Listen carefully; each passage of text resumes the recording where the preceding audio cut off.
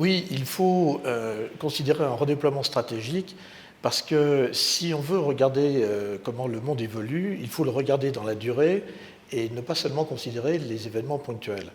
Si on les regarde dans la durée, d'ailleurs, on les comprend beaucoup mieux. Alors, il se trouve que nous sommes entre deux cycles macroéconomiques. Celui qui se termine a commencé en 1973 avec le premier choc pétrolier, qui a sonné le glas des Trente Glorieuses, malheureusement. Il a connu ses heures de gloire dans les années 90-2000, et j'ai choisi la date de 2008 pour en marquer la fin, bien que nous ayons encore un pied dans ce cycle, parce que c'est la date à laquelle le cahier des charges de ce cycle a été remis en cause. Nous avons déjà un pied dans le nouveau cycle qui commence et qui durera aussi plusieurs décennies. Si nous avons la lucidité de voir les choses de cette manière, nous comprenons que la crise dans laquelle nous sommes est une phase de transition, c'est-à-dire une phase d'adaptation au nouveau cycle. Et c'est ça que j'appelle le redéploiement stratégique, c'est absolument fondamental. Encore faut-il bien sûr connaître le cahier des charges du nouveau cycle, et c'est là que je vais vous présenter une diapositive avec un graphe qui nous vient des Nations Unies, où on voit en bleu le prix de l'électricité, en marron les matières premières et en vert les salaires. Il s'agit d'un graphe qui correspond aux Pays-Bas, mais on peut évidemment extrapoler à l'ensemble de l'Europe occidentale. Alors, on voit dans la première partie du graphe que nous sommes encore dans les Trente Glorieuses, c'est-à-dire que les prix de l'énergie et des matières premières sont stables, que les salaires s'élèvent, et le pouvoir d'achat, évidemment, s'élève aussi. Premier choc pétrolier, un grand choc qui écrase le pouvoir d'achat, mais comme à cette époque-là, on réinvestissait les richesses produites dans les mêmes pays, eh bien, la productivité continue d'augmenter, le pouvoir d'achat est reconstruit. Deuxième choc pétrolier en 1979. Là, les pays producteurs de pétrole ont tapé trop fort, ce qui a provoqué une récession et donc qui a provoqué aussi un contre-choc pétrolier. Alors, là, le contre-choc pétrolier, paradoxalement, a été une mauvaise chose parce que, d'une part, les prix du pétrole ne sont pas redescendus à leur niveau d'origine, et ensuite parce qu'un certain nombre de nos décideurs ont dit, eh bien, c'est formidable, nous allons pouvoir faire comme avant. Et évidemment, c'est une erreur magistrale parce que quand le rapport de force évolue comme il l'a été, eh bien, on se dit alors qu'on ne peut pas refaire les choses comme avant. Et ce qu'on gagne sur le court terme, on le perd sur le long terme. On voit bien dans la dernière partie du graphe, quand les courbes se croisent, c'est très clairement ce que nous avons subi avec l'écrasement du pouvoir d'achat dans les dernières années. Alors, sur un graphe qui est fourni par McKinsey, on voit bien que dans les années 2010 en général, nous n'avons jamais payé les matières premières aussi cher, même lors de la Première Guerre mondiale. Alors, en septembre 2012, j'ai publié un livre qui s'appelle « Les clés du renouveau grâce à la crise », que Christian Blanc m'a fait l'honneur de préfacer, dans lequel j'expliquais justement à quel point il y avait un énorme risque sur les matières premières et l'énergie en termes de pénurie pour des raisons autant politiques que économiques, puisque le choc pétrolier était dû à la volonté des pays arabes de punir les pays occidentaux d'avoir soutenu Israël dans la guerre du Kippour, ce qui montre que quand on détient une matière première stratégique, elle devient vite une arme politique. Et j'annonçais aussi dans ce livre que la Chine allait caler, ce qu'elle a fait 2 ans après, et je pense qu'elle va caler pour 10 ans, pour des raisons diverses que je ne développe pas là.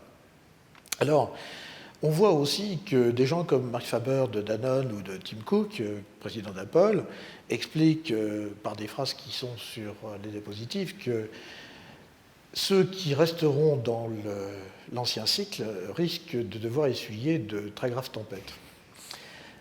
Il faut considérer que le commerce mondial se reconfigure.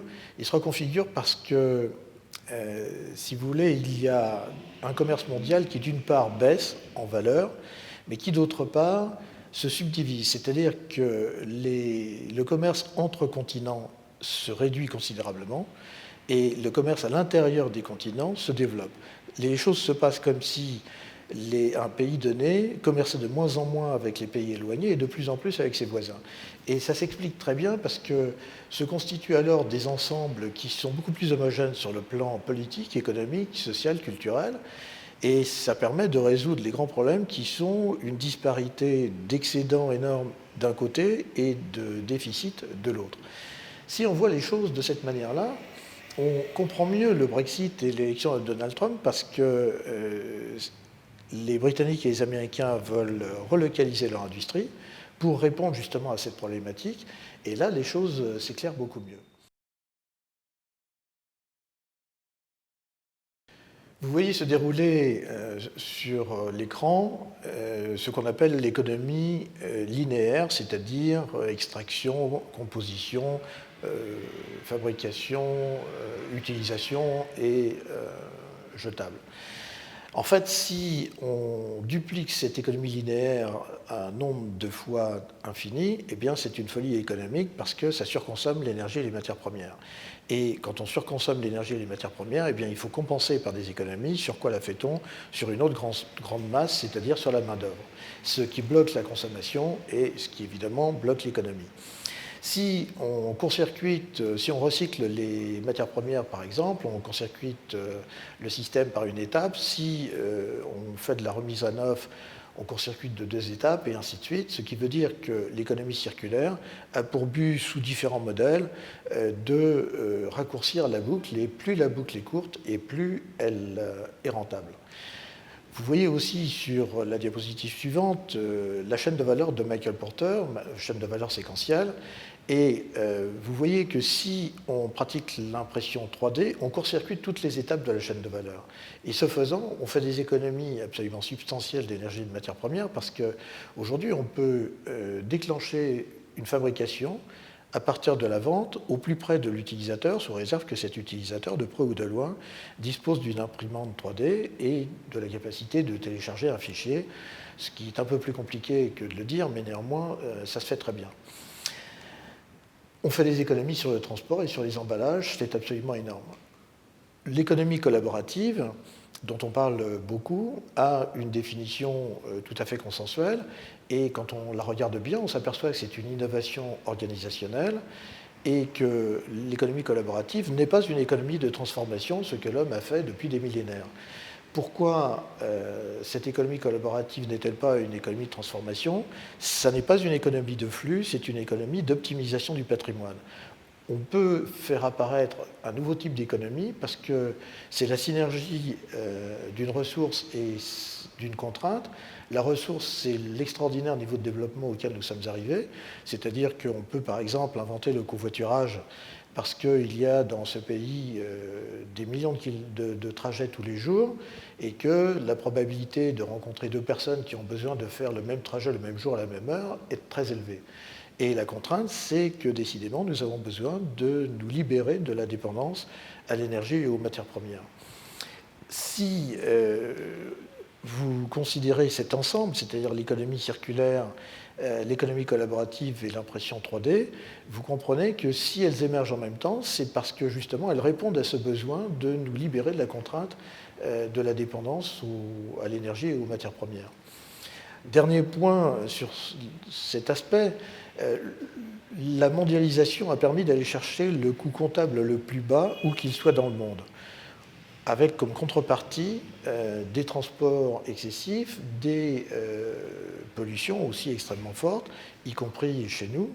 Et vous avez d'un côté un accroissement des profits pour les entreprises qui la pratiquent, mais de l'autre, vous avez aussi la création de ce qu'on appelle des externalités, c'est-à-dire des dommages sociaux, environnementaux, au premier rang desquels la pollution qui génère des maladies, et ce sont des surcoûts. Et si vous faites l'addition des deux, eh bien, vous trouvez que pour la société, il reste encore un surcoût. Ce qui fait qu'il faut maintenant se tourner vers des modèles économiques qui sont intégrant des externalités, c'est-à-dire qu'on développe des modèles qui ne répondent plus aux critères du passé, c'est-à-dire augmenter les volumes pour avoir des économies d'échelle. Maintenant, on a des modèles qui permettent d'avoir des réductions de coûts avec des volumes de plus en plus petits. C'est un point majeur. nous pouvons tirer comme conclusion que le redéploiement stratégique consiste prioritairement à être de moins en moins dépendant des matières premières et de l'énergie et à reconsidérer les sites de production et les marchés, puisque le monde se referme, comme il l'a fait dans l'histoire à plusieurs reprises. Il se réouvrira comme il l'a fait aussi à plusieurs reprises, mais pour l'instant, il faut s'adapter à ce nouveau cycle. Le cahier des charges du nouveau cycle, par définition, est différent du cahier des charges de l'ancien cycle.